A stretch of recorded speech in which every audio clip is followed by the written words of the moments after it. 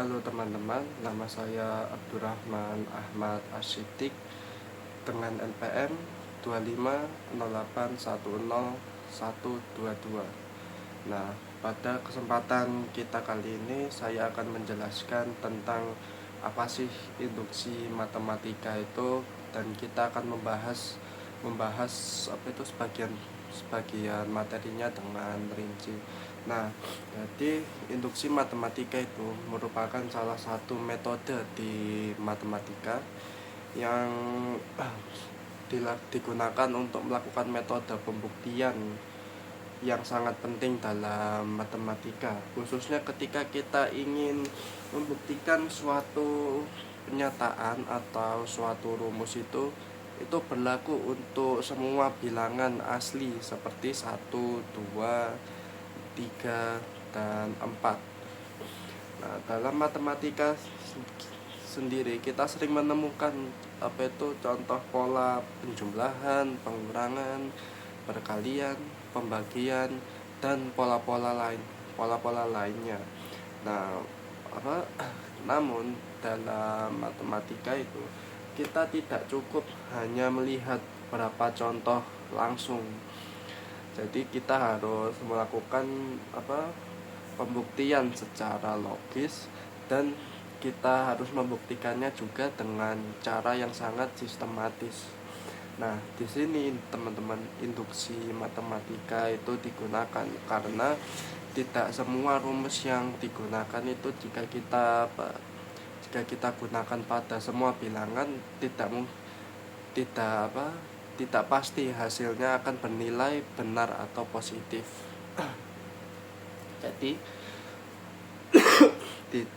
di dalam video kali ini saya akan membahas tentang pengertian induksi matematika. Nah, kita akan membahas apa sih pengertian induksi matematika secara mendasar, dan kita akan memberikan contoh-contoh induksi matematika secara sederhana. Lalu kita akan membahas prinsip dasar induksi matematika itu sendiri.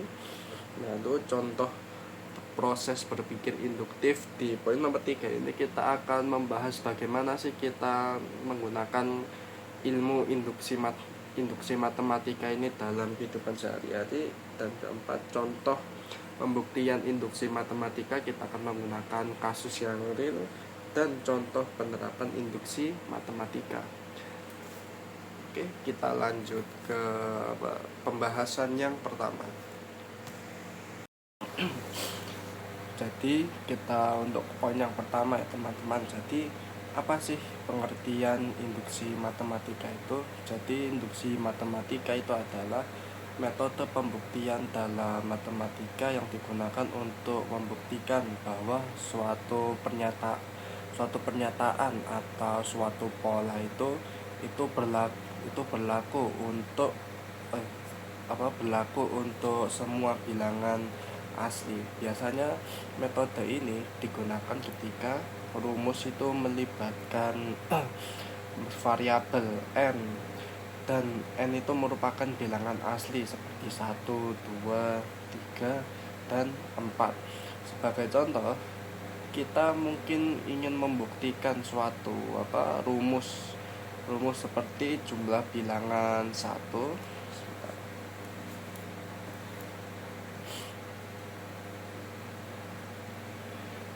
Kita ingin membuktikan suatu rumus 1, 2, 3 sampai dengan n. Nah, namun bagaimana sih kita membuktikan bahwa rumus itu benar untuk semua nilai n untuk bilangan 1, 2, 3, dan sampai n? Tentu saja kan nggak mungkin, karena jumlah bilangan aslinya itu tidak terbatas. Ini bisa sampai dengan 9999999. Nah, oleh karena itu kita menggunakan sebuah metode, yaitu induksi matematika. Nah, untuk memahami konsep induksi matematika ini,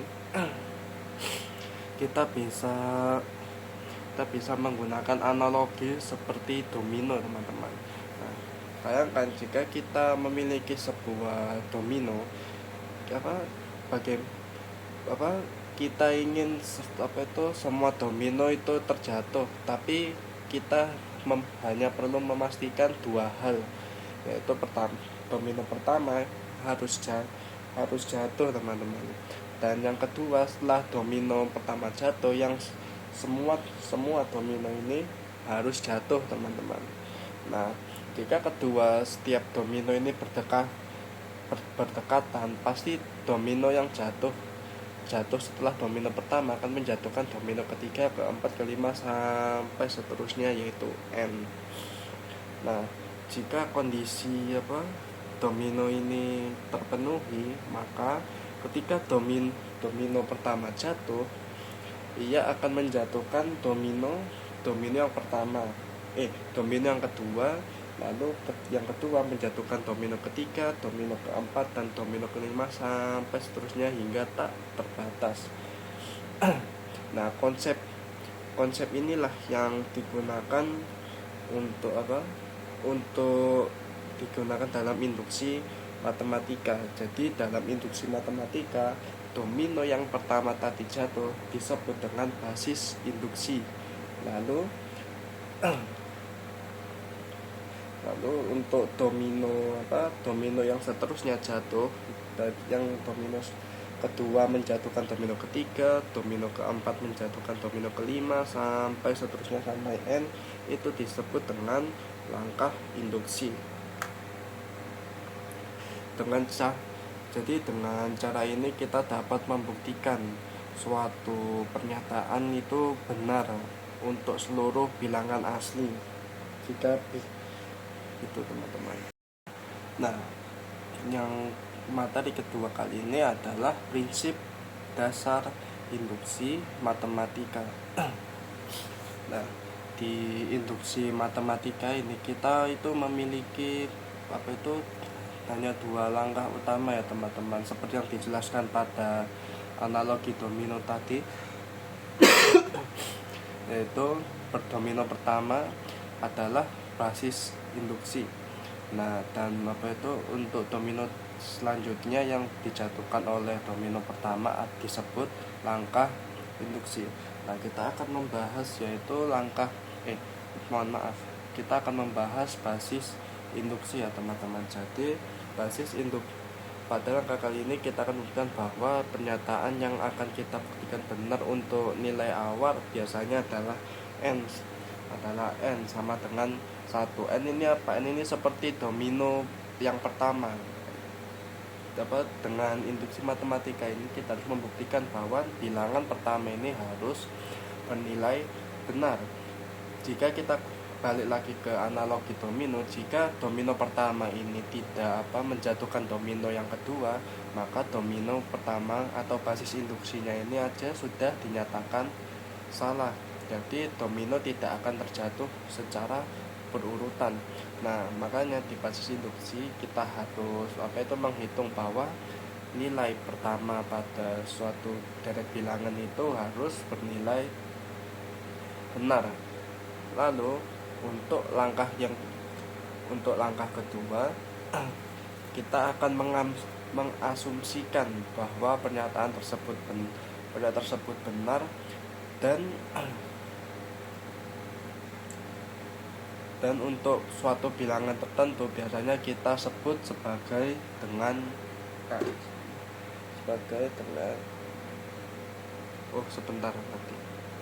maaf teman-teman. Jadi pada langkah kedua ini biasanya kita akan mengasumsikan nilai N itu sama dengan K. Nah, asumsi ini disebut dengan hipotesis induksi.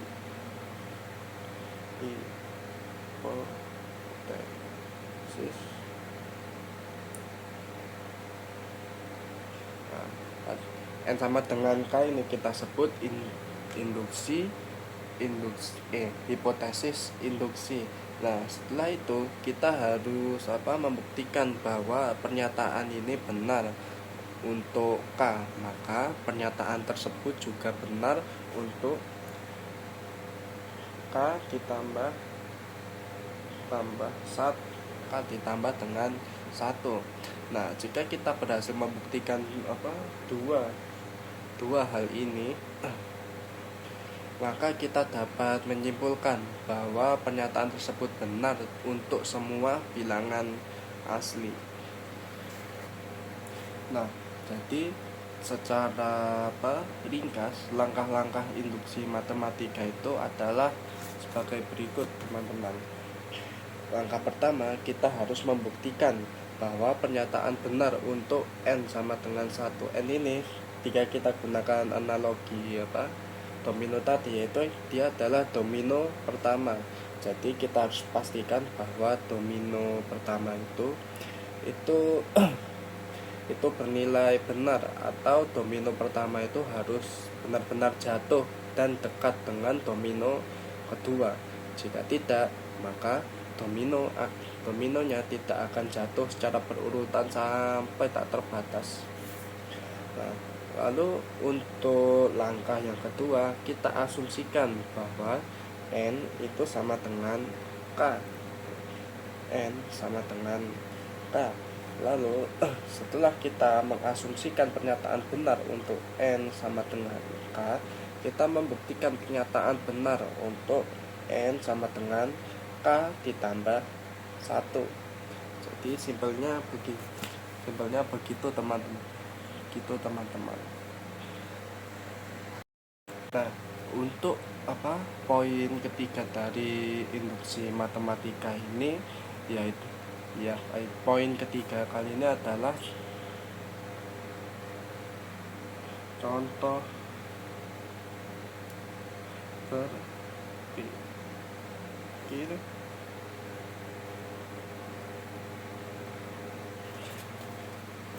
Nah, kita akan membahas yaitu contoh proses berpikir induktif. Nah, sebelum melakukan pembuktian formal dengan induksi matematika, biasanya itu kita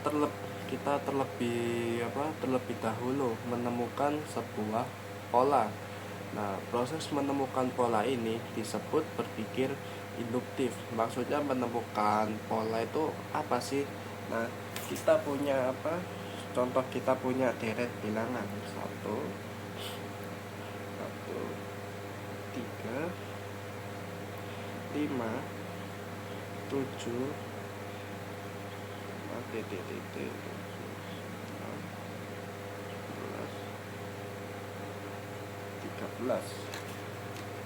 Nah, kita asumsikan kita mempunyai deret bilangan seperti ini, dan kita harus mencari nilai X ini, teman-teman. Nah, bagaimana kita menemukan nilai X tersebut?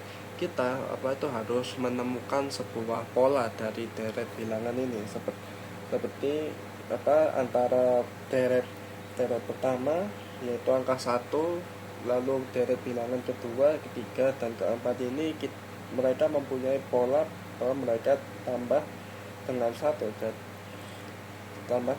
Jadi 2 ditambah 1 sama dengan 3. 3 lalu angka 4 ditambah 1 sama dengan 5. 5 ditambah 1 5 setelah angka 5 adalah 6. 6 ditambah 1 sama dengan 7.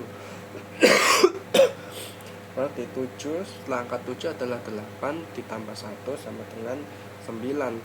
Maka kita bisa simpulkan bahwa X ini adalah sama dengan 9, karena kita sudah menemukan pola dari deret bilangan tersebut. Nah, sekarang kita balik ke induksi matematika. Kita akan membuatkan contoh sederhana. Nah, perhatikan penjumlahan berikut, teman-teman. Nah, kita mempunyai 1 sama dengan 1, lalu kita mempunyai 1 ditambah 3 sama dengan 4. Lalu kita mempunyai 1 ditambah 3 ditambah 5 sama dengan 9. Lalu kita punya lagi 1 ditambah 3 ditambah 5 ditambah 7 sama dengan 16. Ini teman-teman, maaf kalau tidak kelihatan. Lalu kita lihat hasilnya. 1 ditambah 1 ini sama dengan 1 kuadrat, karena 1 kuadrat sama dengan 1 kali 1 sama dengan 1. Lalu kita lihat jawaban pertama ini 4 itu sama dengan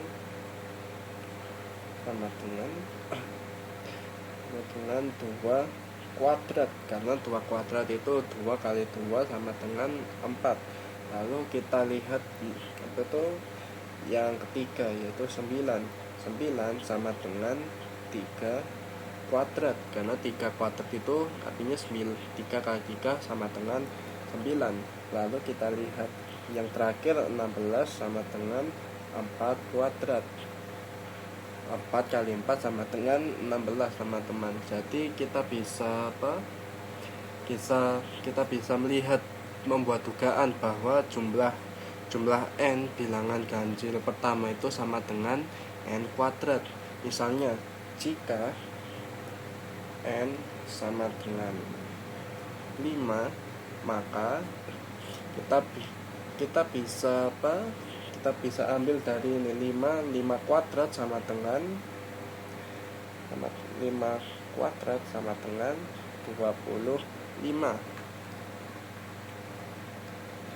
dan 25 sendiri sama dengan 5 kuadrat.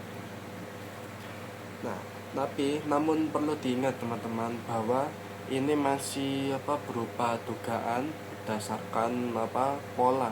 Dalam matematika kita tidak boleh hanya mengandalkan dugaan. Kita duga berarti kalau 5 sama dengan 5 kuadrat sama dengan 25, itu memang benar. Namun kita menduga pola-polanya itu saja tidak boleh. Kita harus membuktikan secara matematis bahwa rumus tersebut itu benar untuk semua n. Kita lanjut ke poin selanjutnya, yaitu contoh pembuktian induksi matematika. Oke, baik teman-teman, sekarang kita akan melanjutkan materi ini ke poin keempat, yaitu bahas contoh pembuktian induksi matematika. Jadi pada contoh kali ini ada contoh yang sangat klasik di dalam matematika, yaitu membuktikan rumus jumlah bilangan dari 1 sampai dengan dari 1 sampai dengan n. Kita buktikan dengan induksi matematika. Kita mempunyai deret bilangan seperti 1, 2, 3. Sebentar. Maaf teman-teman. Jadi kita mempunyai rumus bilangan yang cukup klasik ya teman-teman, untuk menghitung jumlah bilangan dari 1 sampai dengan n, yaitu dengan menggunakan n sama dengan n dikali n ditambah 1/2. Lalu rumus ini menyatakan bahwa jika kita menjumlahkan semua bilangan dari 1 sampai dengan n, maka hasilnya n dikali dengan n tambah 1 lalu dibagi 2. Kita ambil contoh. n sama dengan 1 dikali n ditambah 1 ditambah 2 lalu kita bagi 2. Mohon maaf teman-teman, tadi ada sedikit kendala. Jadi penjelasannya adalah rumus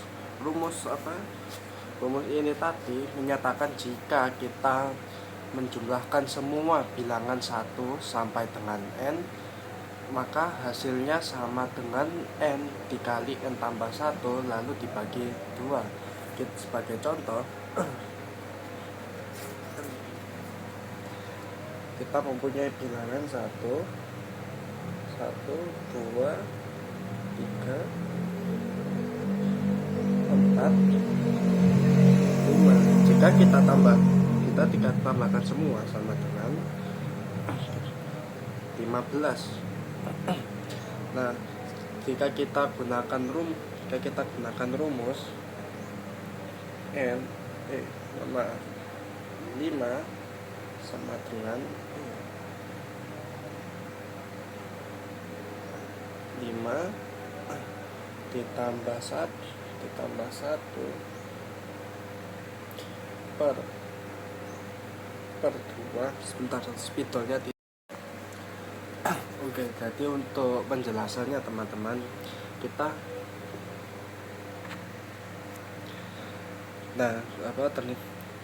gunakan rumus N sama dengan ini, N dikali N ditambah 1 per 2 lalu sama dengan 30 per 2 sama dengan jawabannya 15. Nah, ternyata hasilnya sama dengan deret bilangan ini.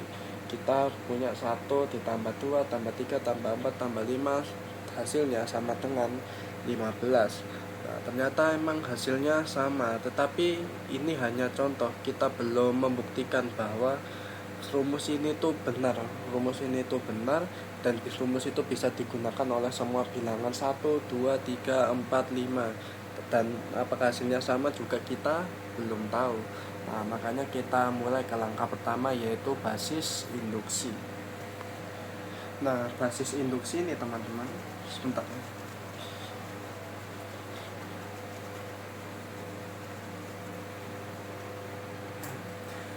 Sekarang kita asumsikan bahwa N sama dengan 1. Lalu kita cek sisi kiri rumus, lalu kita gunakan rumusnya N sama dengan N tambah 1 per 2 sama dengan, kita gunakan dengan angka 1, yaitu 1 dikali 1 tambah 1 per 2 sama dengan, kita punya 1 dikali 2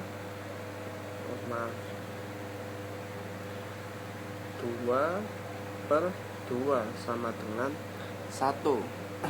Karena sisi kiri dan sisi kanannya sama bernilai 1, maka rumus ini benar untuk N sama dengan 1. Ini benar.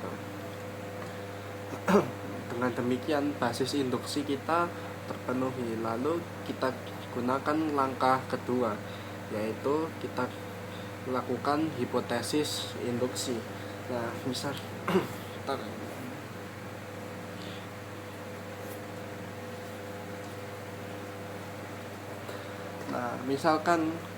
misalkan benar untuk N sama dengan K. Lalu kita asumsikan lagi 1 tambah 2 tambah 3 sampai K. K ini sama dengan K ditambah 1 per 2. Apakah sama? Kita buktikan ya. Kita menggunakan Nah, bagian pertama dari penjumlahan ini sebenarnya sudah kita ketahui dari hipotesis induksi, karena tadi kita mengasumsikan bahwa 1 tambah 2 tambah 3 K sama dengan K kali K plus 1 per 2. Maka kita bisa menggantinya dengan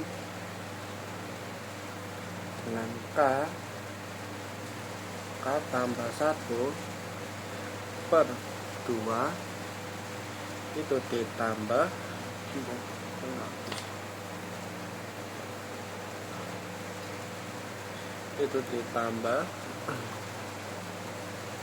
K ditambah 1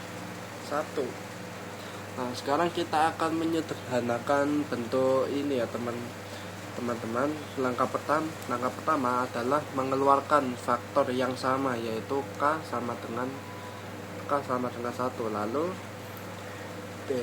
jadi kita memiliki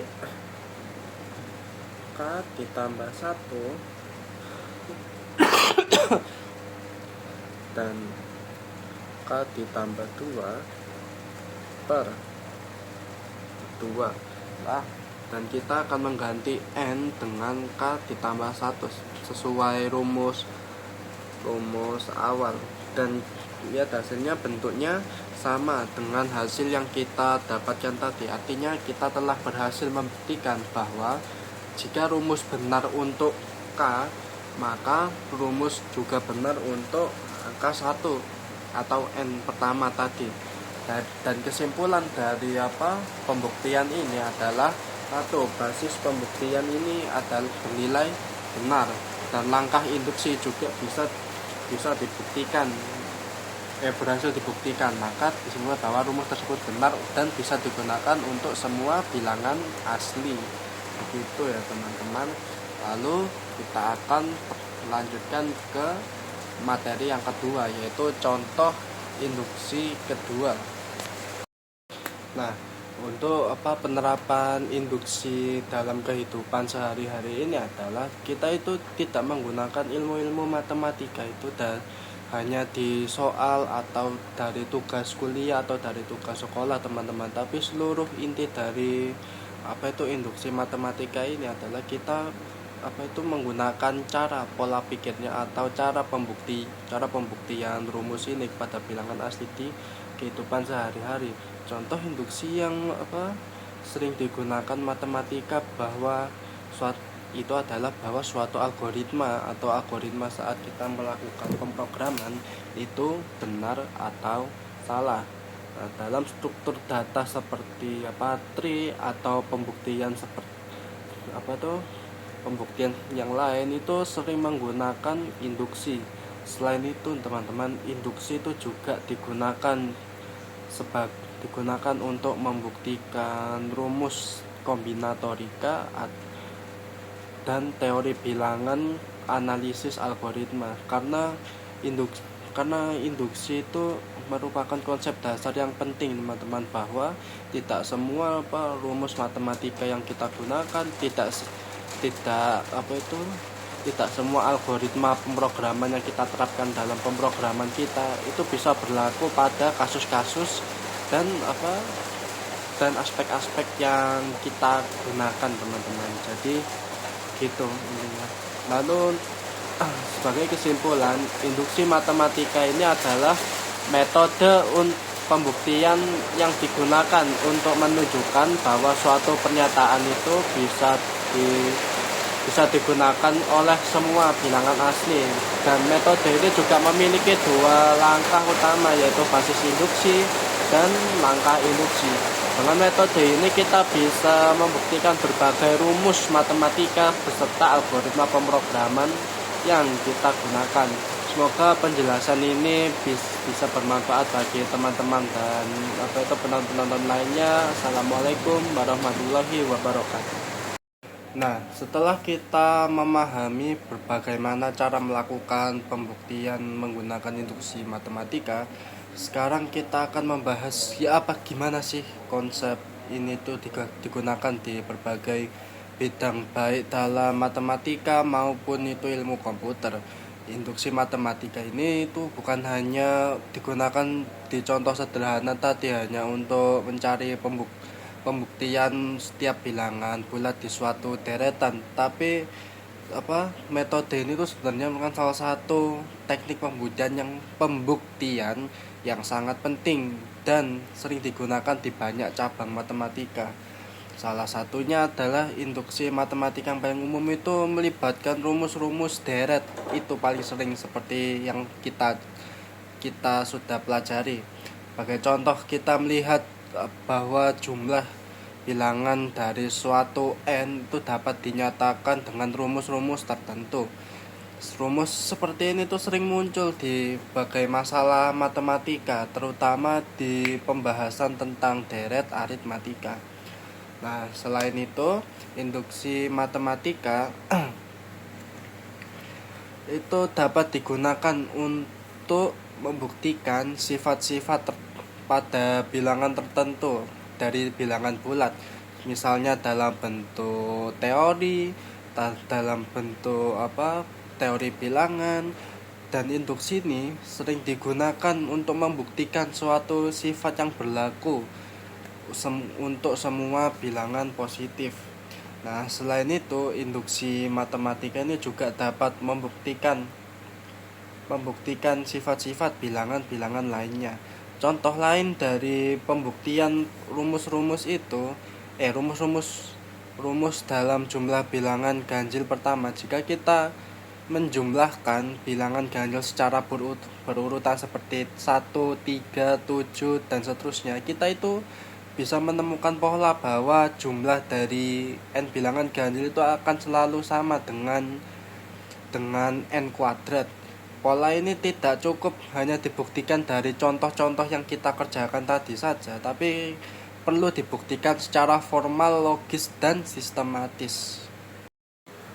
Konsep induksi juga sangat berkaitan dengan konsep rekursi dalam pemrograman. Jadi, rekursi itu adalah sebuah teknik pemrograman di mana sebuah fungsi memanggil dirinya untuk menyelesaikan suatu masalah yang lebih kecil. Jika kita perhatikan dengan teliti, struktur rekursi ini sebenarnya sangat mirip dengan struktur induksi matematika.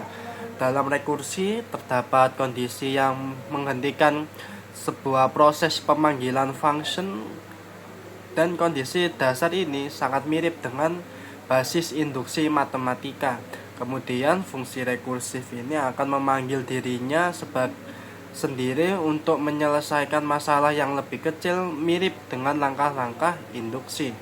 Oleh karena itu, dapat dikatakan bahwa konsep induksi matematika ini memiliki hubungan yang sangat erat dengan banyak konsep ilmu komputer.